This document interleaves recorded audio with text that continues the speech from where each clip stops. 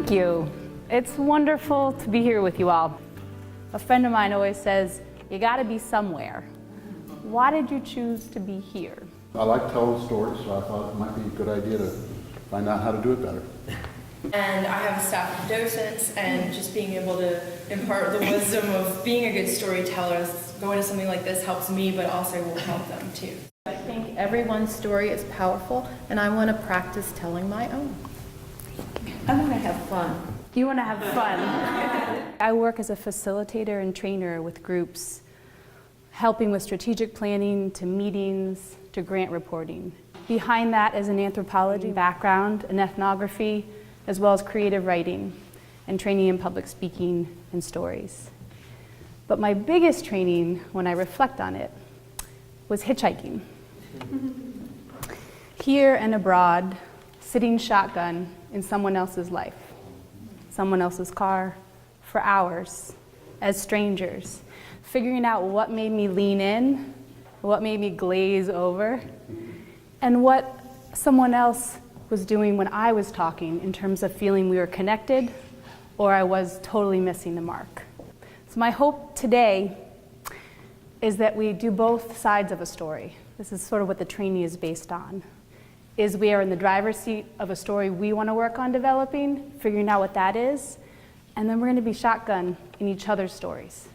We're going to hear a story and look at some technique, and then we're going to begin the interactive part of activities to really practice in pairs. We're going to do it in groups, and then we're going to move to the opportunity to stand up in front of everybody. Other thoughts? What makes a story a story? And I think that TED Talk's a great example because that's a big thing right now, people giving talks. But how is that different than a story? Yeah, Ned? Personal. Personal?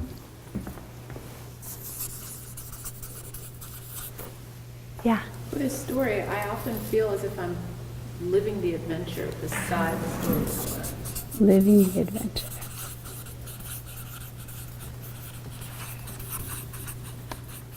Living the adventure beside the storyteller. Great. Yeah. What about drama? Drama.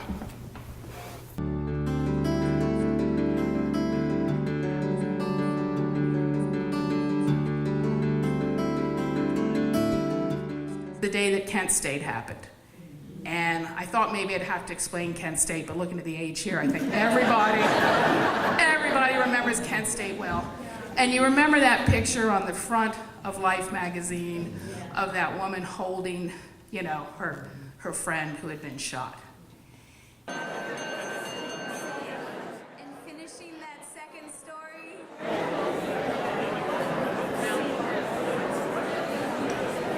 Our next storyteller is Beverly White Seals. Beverly is a lawyer who moved to Columbia in 1979 to take a job with the Rouse Company and is currently the president and CEO of the Community Foundation of Howard County. Please welcome Beverly.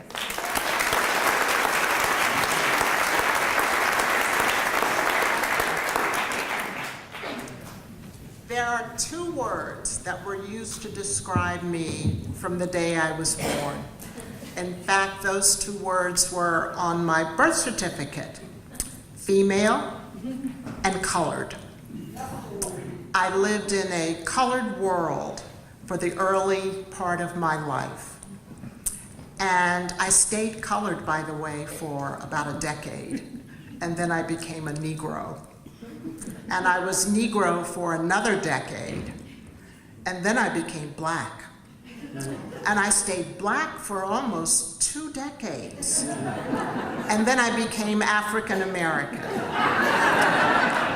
So I don't hold too tightly to any of those titles, because I'm still just Beverly. But I had the pleasure of growing up on a farm with my mother and father and 2 sisters. We lived in a brick rancher on the hill. And on that same hill, just a little bit down, was my aunt and uncle and my 2 cousins. And then across the valley on the other hill was my grandfather and grandmother. I remember tending the garden, hoeing the weeds, picking the potato bugs into a little steel can, and my uncle would pay me a penny a piece. And I remember thinking I'd never run out of money. That was wrong. I remember us picking all the vegetables and having too much, and my father and I delivering them to all our neighbors, hearing the neighborhood news. But most of all, I remember a sense of belonging and purpose working there. I don't know how I ended up buying a home in the heart of Howard County in Columbia Town Center. I thought the hustle and bustle of the city will make me happy, but I found nothing but emptiness. So this led me to start searching for the purpose of my life. Surprisingly, I found a mosque on Route 108, very close to my home. The more I learned about my faith, the more happier and content I became. I started to enjoy nature more. I felt compelled to help my neighbors in my community. The purpose of this program was to create jobs for youth, summer jobs for youth, by making rain gardens. And rain gardens was not just providing them the jobs, but it was helping us reduce the pollution in the local streams. And this campaign was truly in line with my faith. As a Muslim, I believe that even the earth will speak on the day of judgment, how we treated it and used its resources. May God bless this community with good. Amen.